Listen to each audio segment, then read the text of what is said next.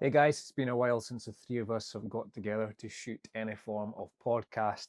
Um, we've decided to do it by video today and put this out to you guys. And it's quite good timing because we've just literally been reflecting back on just over 3 years since we kind of went full time into things with SJA and formed, and been speaking last week or so and reflecting back on a lot of things that we've done in that time and learned in that time. So we're just going to keep this pretty fluid and dive into it. So one of the things I wanted to ask yourself, Ali, is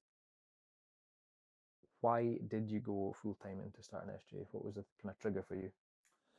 I mean, I think there was a few things.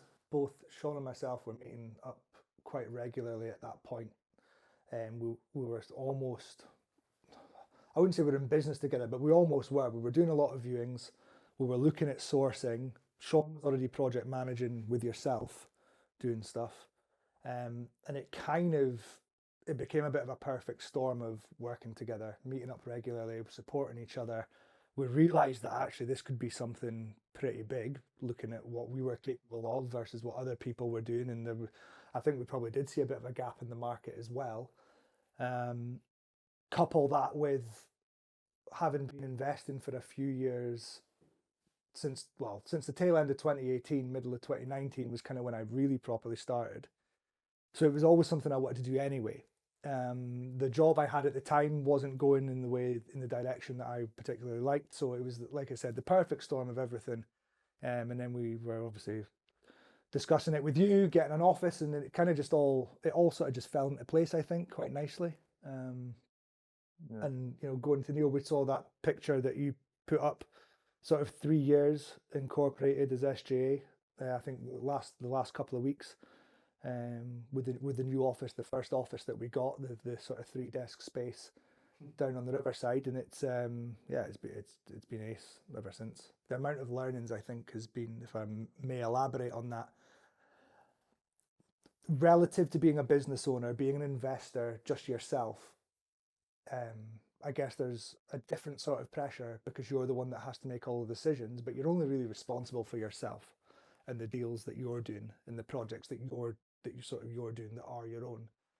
Whereas when you compare that to being a business owner, to the point where we're at now, which I'm sure we'll go into later, but having staff, having different branches of the business that do different things, the learnings since then have been massive. And for me, I think it's almost like two different things: being an investor, being a business owner. Off the sort of back of that, I'd maybe put it back to both of you guys. Was there any driving factors that maybe weren't obvious at the time to myself that sort of spurred you to? I think that the main thing for me was I just got fed up of somebody else being in control of my sort of destiny. Now that sounds quite a big thing, but at the time I just was getting bored of having to request holidays, having a set amount of money that comes in every month, and just like not having your own autonomy. Whereas obviously it wasn't like this to begin with, but we now have a lot more freedom with our own time. We can choose if we want to work from home. We just have a lot more freedom of our own sort of lives now. And obviously, I've just had a newborn, having the ability to not have to worry about work and be at home to support the partner and my other kids. It's just, yeah, just being responsible for your own time is a lot more powerful than being stuck working for someone else. Yeah. It's a difficult one because I always reflect back and I was actually in not too bad a place. I know I speak a lot about getting paid off back in 2017, but I'd kind of found my feet back in oil and gas again, like contracting as a project manager, and I enjoyed it. It was a good company to work for. I was kind of left to it. There was a bit of pressure now and again for getting deliverables met, but in terms of like the environment and stuff, it was decent, well paid. And so like going full time was always something I wanted to do, but it didn't feel like I had to run away from that situation, if that makes sense. So I think it was more that you two kind of pushed it, and it was like, you know what, if I just thought in 5 years time, if I don't do this now, I'll never do it, probably. Or I might have, but you never know, reflecting back. Um, and yeah, but it's just mad to think how the intention back then was to do a bit of deal sourcing, a bit of project management, maybe the odd project, and how it's grown is not really what I imagined. Mm-hmm. But yeah, it's been it's been class. And I guess to touch upon it, I guess reflecting back 3 years ago, put it to you, Ali, what's been the biggest lesson from going from employed to being a business owner? I think there's a big perception versus reality thing, like with everything. You know, you see people on their socials and that, and you think that's what that's what business is like. And I think when you actually start experiencing it for yourself, you realize, okay, that's not what it's like at all. One of the first education courses I went on, I remember one of the guys that stood at the front teaching the room said, whatever you walk away from this day thinking that investing is going to be like, I guarantee you it's going to be different once you start going through the journey of it. Because he reflected that was the case for him. And I think you think it's going to be a certain thing. You mentioned the time thing. The biggest lesson for me is that maybe that I didn't know as much as I thought I did would be a sort of one theme of it. You know, you think it's like I can do what I like whenever I want. That's absolutely true. But what I also think it does is it gives you a bigger purpose. So it's your responsibility if it succeeds or fails. And you've got to be able to ask yourself, did I do everything I possibly could in order to make sure this would be some form of a success, whatever that means to you, type thing.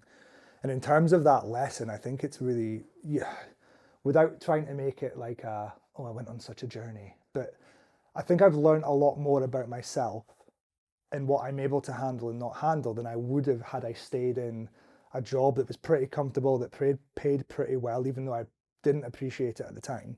And there's so many to unpack with that. How to deal with people. I always thought I was a good people person until I became a business owner. Not that I don't think I am, but there was definitely gaps in my abilities, which I'm trying to sort of close and always get better with.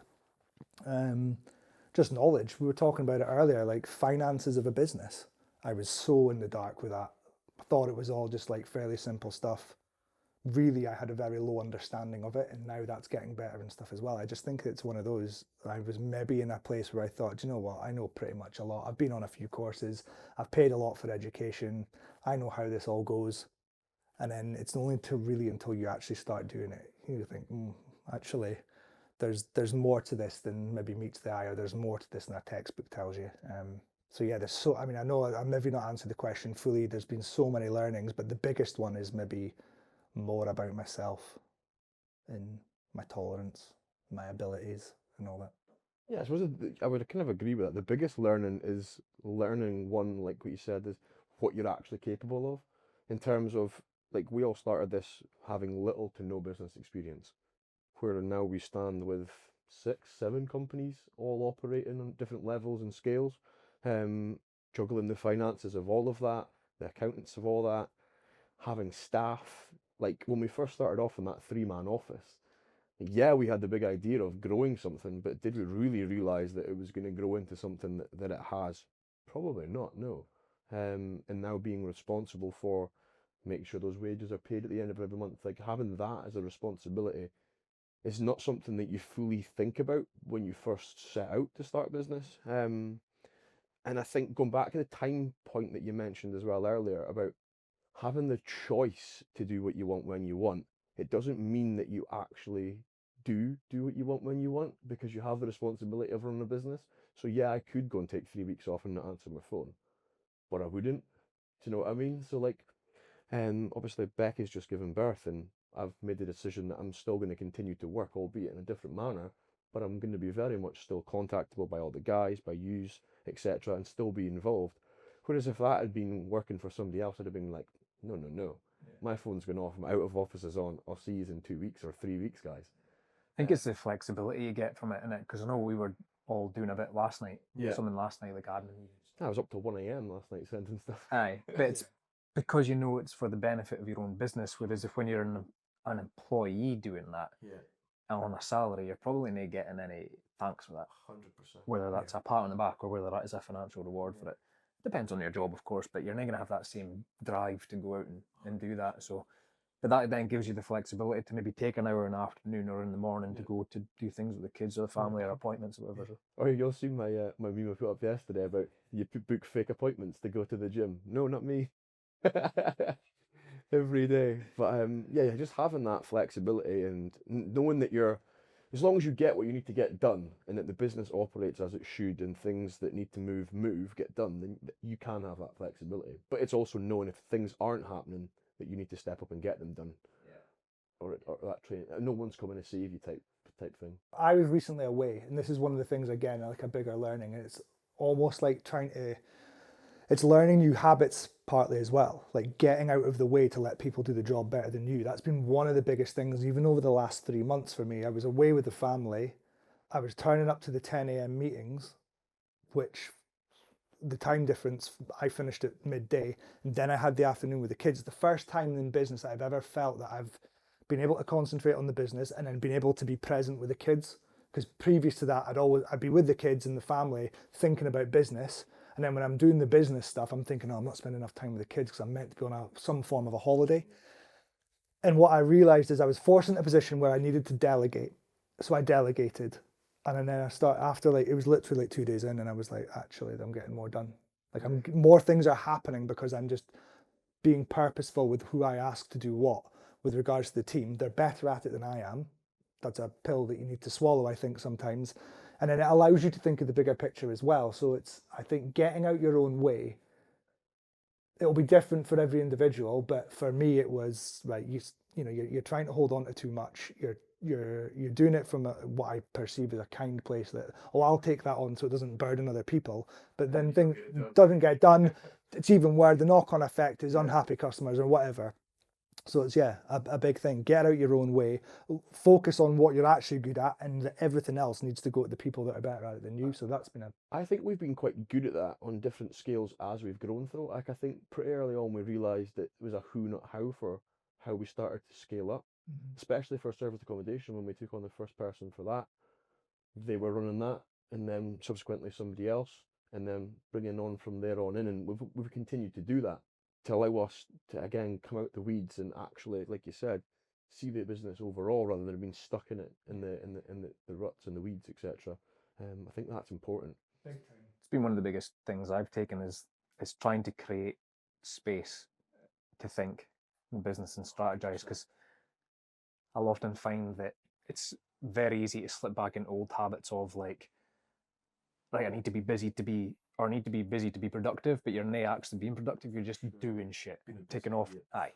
And I just find that that's okay sometimes, but then sometimes you need like, right, okay, I need to delegate, or force yourself to delegate to then create that time to think and strategize the next moves or strategize through any challenges you've got. And that's been huge for me, is like just allowing time for that.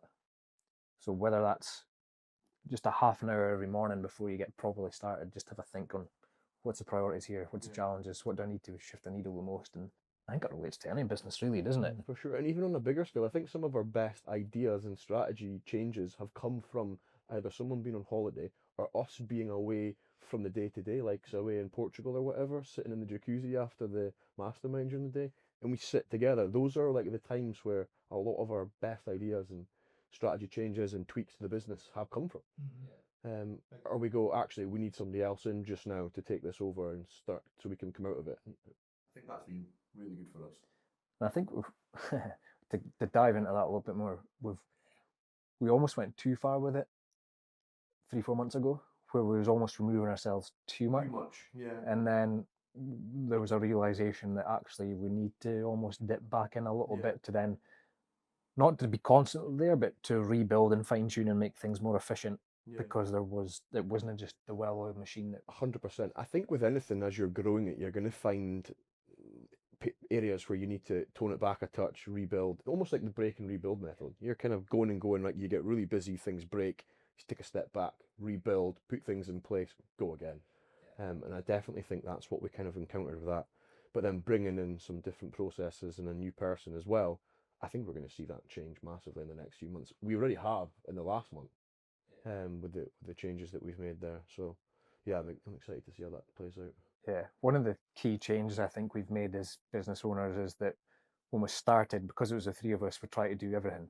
Like you get involved in that, I get involved in that, you'd get involved in that, and now we've kind of siloed ourselves a little bit, or at least I'm now responsible for this part of the business, or one company of the group, and then we're all individually almost the CEO of that type of business. And I think that's been a massive benefit in terms of our focus, our energy, our intention. That was a struggle to shift as well, though, mindset-wise. And that came from Joe as well.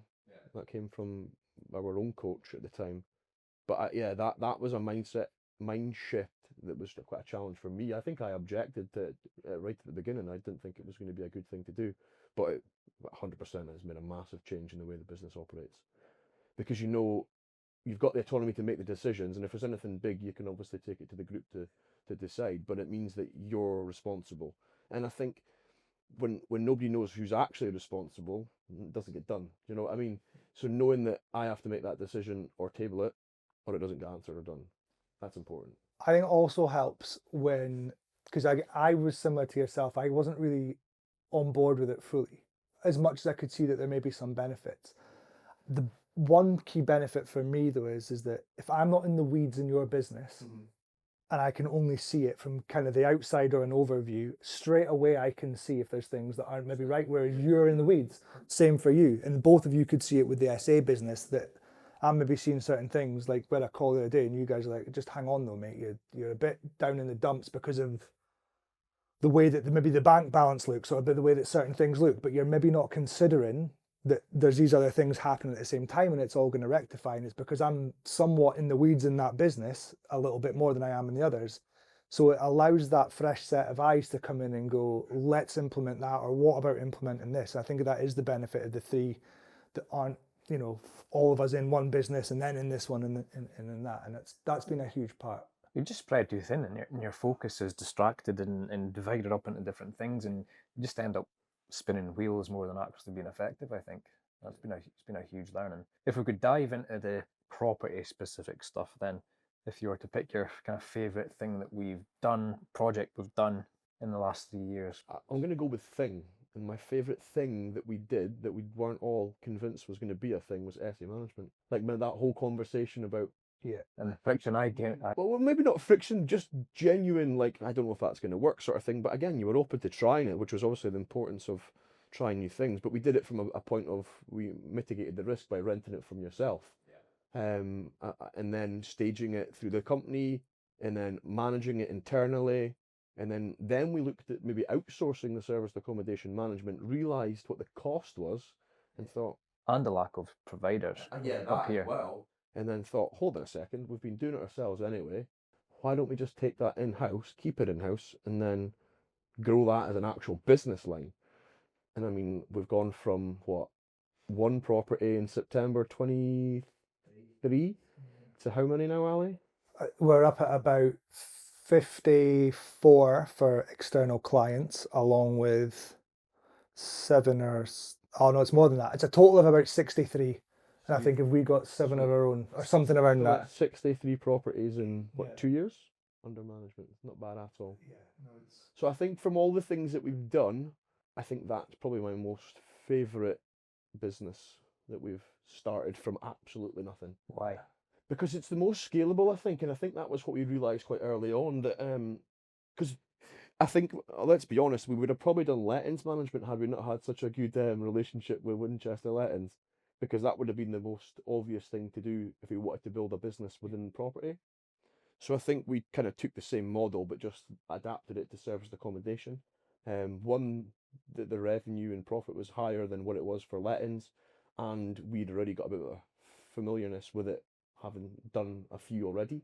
And the other part is that I don't have fuck all to do with it. But that's a beauty of how the segmenting us into being responsible for different things is, like you said, we can come in with a different pair of eyes and look at it, and it's vice versa. And I think to touch on your thoughts around being that thing that you pick on the most that's been your favourite, what I loved about that element as well is that because of what we do within SJA as a group, we've got that deal sourcing element, and we've then got that next phase of the cycle, which is the refurb side, and we can also, it's almost like a cradle to grave service you can offer. Not all properties are suitable for SA, and not everyone's doing that strategy, but it's almost like, I think one of the biggest things I would share is, like, when you want to go full-time in property, it's try and have multiple income streams without spreading yourself too thin. Because if you just had all your money invested and everything's just rental income, a couple of boilers go down, a couple of roof repairs go down, and you don't have other cash flow mechanisms coming in, I think it can be quite tough at times. Having them all tied together like that, like you said, the cradle to grave, it's brilliant because we retain at all levels, and we have control. So we effectively find the deal, pick up the keys, do the refurb, and then if it's going to be a service accommodation, then we keep the keys effectively, so it just stays with us. So that revenue bounces around 3 different business lines within our business, and we retain that revenue, and then potentially keep it for a good period of time if it stays as a service accommodation. But if it doesn't, then we can hand it off to downstairs to Winchester Lettings, which again we've got a good relationship with, and we know they're in safe hands. So yeah, I think it works really, really well in that sense. For your salary project or thing? It's always a hindsight thing for me. There's no project I think at the time that ever I think this is amazing. And I think we've discussed it before, like, and we've said it within ourselves that something big might happen, or that it's perceived to be quite big. You get an offer accepted, you get an investor on board. There's a very short period of time that you go, brilliant. And then it's like moving on to the next thing because there's so much going on. So for me, like the Bastille would be one of the projects that I think, oh, I'm really glad we did that. Now, at the time, I didn't think that. There was the farmhouse project at Newton Hill. At the time, I never thought it. It's looking back because of the knowledge base that it gives, the approach that I would take the next time if we have something like that. So the Bastille was great because of the property style that it was. It's one of our nicest SAs now. There was a joint venture relationship within buying it and doing it, and an ongoing one.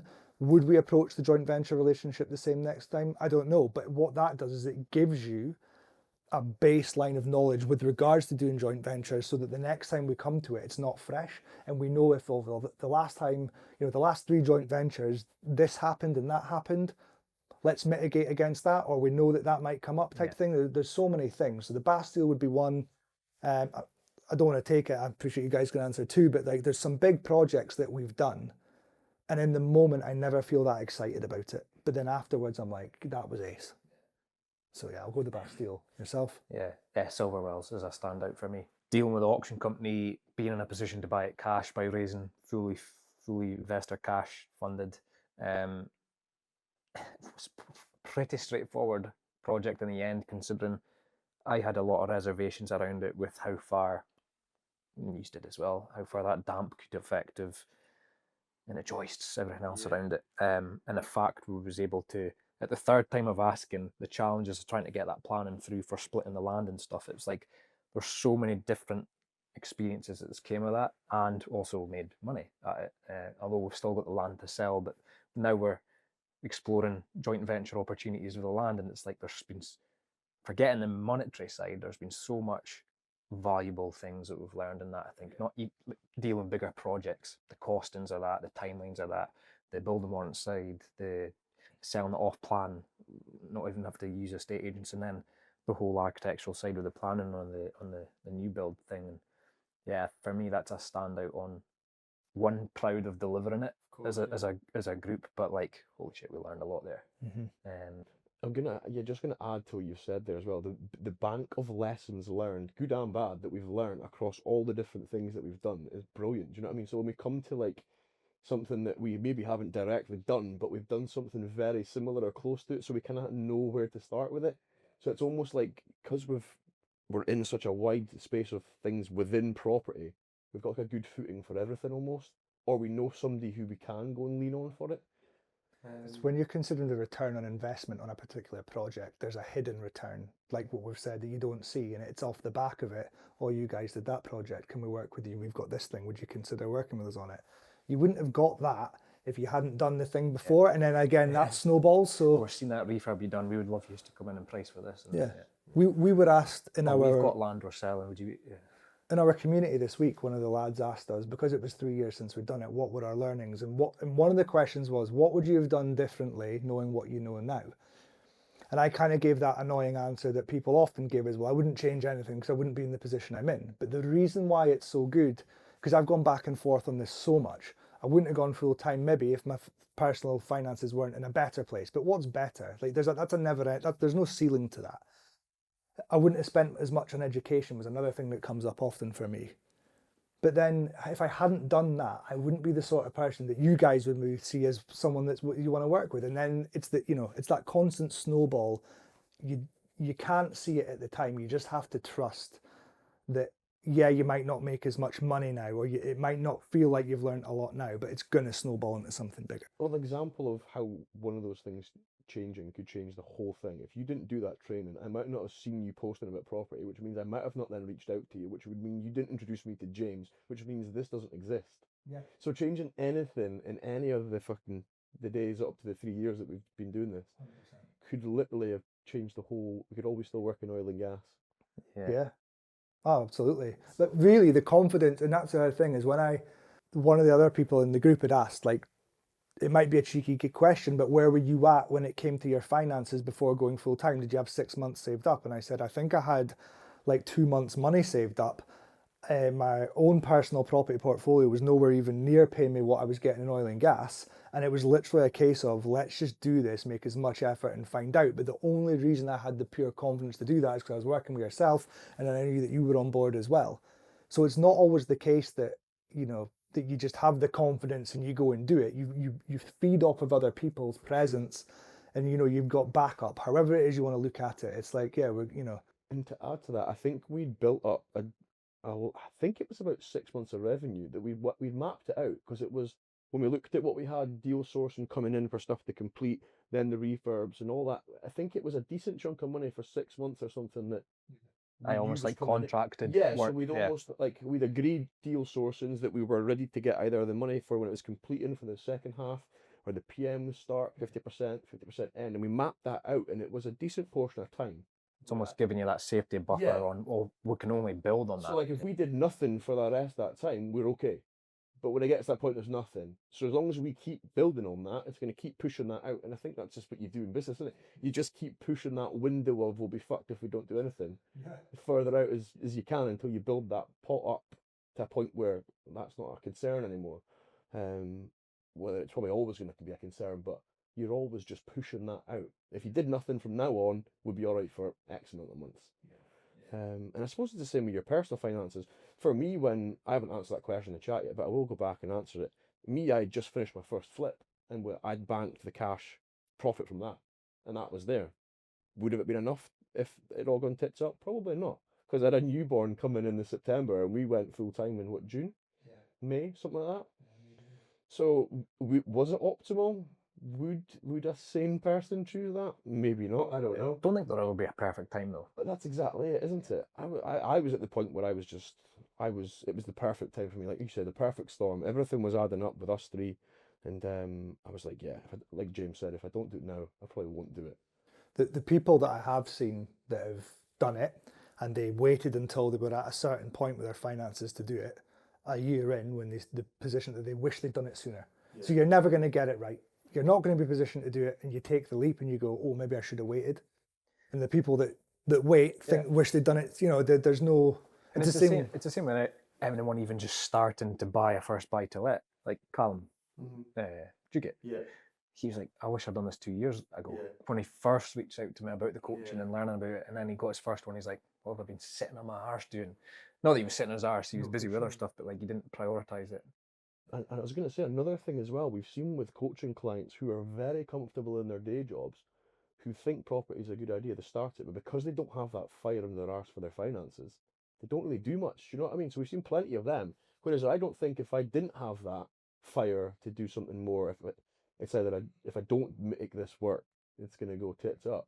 If you don't have that element and you're really safe, you maybe wouldn't make it work. Do you know what I mean? That was a big thing in the back of my head going into being fully self-employed. It's like, this is on me. Yeah, for sure. If this works, it's on us. If it goes to shit, it's on us. So I didn't want to go back there. Yeah, that was it was almost like running away from it. That situation happened again rather than actually what was towards it. And to be honest, probably still an element of it now is like we need to push, we need to scale, we need to push. As you like, how much is our outgoings, the current outgoings exploded as a result of offices costs, overheads with staff, IT, bloody security, and then like all that hidden stuff, insurances. It's like, fucking hell, you need actually to generate a lot of cash just to leave the bloody lights on it. Exactly, just to have the lights on and pay the staff and all the wages for a month, it's a decent portion of cash now. But again, it's done in stages, isn't it? Like anything in business, you could sink yourself really quickly if you do it too quickly, whereas you need to kind of grow it in a controlled manner. But I think we've done really well with that, to be fair. Yes, and I think I would give a lot of that to yourself, James, with regards to it's certainly in the beginning. I think we've all probably learned to meet more in the middle with where we were at, but I think I would, if I was to put two categories, I would say it would be Sean and myself that were like the huskies at the front trying to pull away, and you were like, no, that's too quick because because if we go too quick now, it'll fall on its arse. And I think it was like almost the perfect balance. And I think that as we grow now and we all learn more stuff, then it's a more comfortable place to speak about things and to make decisions and all that, because we have the support of other people that work for us and all other things. But I think you do need those different personality types of the push and the yeah. Yeah, we're definitely more aligned with that now, I think. Yeah, we're definitely closer together. But again, that's just through the experience of doing it and going, right, I understand their point of view. Yeah. Okay, I can resonate with that. And actually go back to that experience piece, was slightly off topic, but it came into my head earlier. There was a guy I worked with in oil and gas, a senior guy, he was past retirement age, but he just loved it. And you know how, like, if you've got a degree, you've got your name on your email signature with your whatever it is, what is it called? I don't know what it's called, but like MBE or whatever, MBA, title. So he was like, I if MD asks, I've got QTE there. I'm like, QTE? Like, what the hell's that? He's like, qualified through experience. Don't have a degree, but I've got 50 years experience. That's about it. You can't buy that. No, you can't learn that. It just comes with. You see how fresh people coming out of uni with the degrees. They're degreed out their ears, but you put them in to actually go and do the job. They've no idea. Because book smart is one thing, but actually, like, on the job stuff is completely different. And I think it's the same for us. You can go and do all the education in the world, but if you don't go and apply it, you never actually see, oh, it doesn't quite work how they said it does. And I suppose that's the benefit of when we're coaching people, is we give them that real life experience, whereas some others don't. They just sell them the dream that it's all going to be sunshine and rainbows. I think one of the biggest fears I had when starting out was not having a clue about refurbs. And I think a lot of people like stumble at that point. It's like, how much does this cost me to do? What stage do I do it? In what order? And if you've not grown up around it, or you don't have like a parent or sibling or whatever who is a trade, it's another industry to learn. 100%. You know, it's all very good about learning about property investing, but if you don't have the grasp of how much it costs to paint a room this size, then your refurb figures are going to be all over the place. Yeah, it's one of them. It's such a variable, though. It's geographically variable, it's spec variable, so there's so many different factors that play into it. And again, one painter could be £2,000 to paint this place, another painter could be £5,000. Do you know what I mean? It's one of them. And until you're working with the same team, and I think that's the benefit of obviously us working with the same team, and pretty much have done since we kind of set out, bar a couple people, it's been the same team right from the start. I think consistency, and until you've got an understanding of how they price things, it is a bit pie in the sky. You can get close to it for sure, and obviously we help people understand the costs, but it is a massive variable, and again, it is a big concern for people because it's a big chunk of whatever you're doing in property in terms of a refurb. But yeah, getting the consistency with working with the same people, that's when you grow the understanding of what things cost and get familiar. And then again, the more you do, the more you see actually that cost X. And then you can compare a property to a property and go, that's the same sort of size, that's going to be X. That kitchen's roughly the same as the one I did over there. That was that. That's okay, that's that. And then you just build that understanding. But you leaned on me heavily when I was doing the PMs for you for that part, right at the beginning. Yeah, it's one of them. I think another kind of project that stands out as well was SJA Spaces, first commercial venture. Yeah. Double the budget spent. Yeah. Lots of lessons on that one. A lot of lessons on it. And looking back, would we have done it? Probably not, if we knew the cost was going to be £200,000 instead of £100,000. But again, the experience that's came out. But it's opened up potential opportunities within the commercial space of people that want to replicate that. So they're talking to us. Yeah. You got an email recently, someone reaching out. Would they have done that had we not been advertising spaces? Maybe, but you just don't. It's a difficult one to know. Yeah, like the indirect benefit of doing things that potentially don't directly. No, that's not so good. Yeah, yeah, exactly what you said. You don't know what you don't know in the sense of when it comes to that. It was new to us. We mitigated most of it in the sense that we knew we had a maximum revenue for it, and obviously once it was multiplied up, it does make sense. It's maybe not the best ROI, but having that as an asset within our company is still going to be beneficial for sure. And again, like Ali says, it's going to open doors that then wouldn't have been opened had we not done it. So when you add all that into the mix of it, you would probably go, actually, yeah, it was worth doing it because we got X, Y, and Z off of it. Yeah. It's frog kissing, isn't it? You need to kiss a few frogs sometimes, and I think that's just part of it. I don't know if there's been one refurb that's ever gone. For me personally, I know that we've come on budget for customers, but I don't know if there's been one refurb that I've ever done that there's not been a cost somewhere within that's been unexpected. So yeah, you can be like, well, this has come up. Okay, let's spend less on, I don't know, the paint. Yeah. So you can balance it out. But it's always the case. I've never gone in and gone, yeah, I had foresight of everything. I don't think that's ever been the case. There's always going to be something to try and gazump you, and I think it's how you adapt to it as well. That's property all over, though, isn't it? 100%. Irrespective of whether it's your refurb, whether it's the refinancing process, or it's an issue coming up in legals. Finish a refurb and a pipe burst above you. Exactly. Roof leak That starts. happened at the farmhouse the night before. The night before the sale was due to go through, the people asked for another viewing, and there was water coming through the ceiling. And you're just like, what? Can you come in like a week's Yeah, time, who? please? Or you think you're on a program like that, Punked or something. You think like someone's playing a prank on you. You're just like, what is this like? They never mentioned this in the training course, so it's that way. You have to just do it and learn. But it's that again. It then gives you that better understanding of how to deal with that issue. What do you then have to do? What do you do to sort it? Like it just adds the layers and layers of experience on by going through it. If it was all plain sailing for the last 3 years, we wouldn't have half the knowledge that we've got. Do you know what I mean? And that's the knowledge that we can then pass on to other people. You're basically learning from stuff that's gone right and wrong.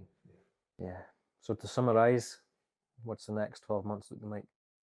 Based on all the experiences that we've built up, and still many more to learn, I'm sure. 2 £1 million a year generating companies. Which companies? Solutions and SA. Yeah. So renovations under management side. Renovations in the sourcing business, yeah, with our new launch into domestic and commercial. So we're not stepping away from the investment stuff. We're just broadening our market. With the launch of the new website, we'll have ads running and a new campaign for that. And then I think Ali's got some grand ideas with growing the SA. Yeah, it comes back to the question you asked about what's your biggest learnings, and it ties in with the finding out, probably getting to know myself a bit better.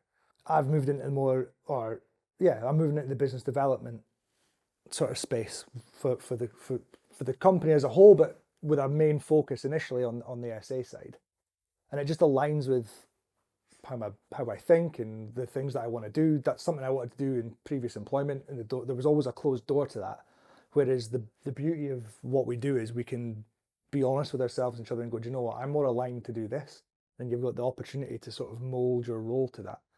And I think as that happens and as I feel more comfortable doing it, we're going to get more business in as a result, because it's going to allow me the time and space to go and speak to people and attract and generate new business. Well, when you're good at drinking coffee like you are, LEBs will make a job out of it. Exactly. So I like what you've said about like the two businesses generating X amount. I always find that a very difficult thing to align with.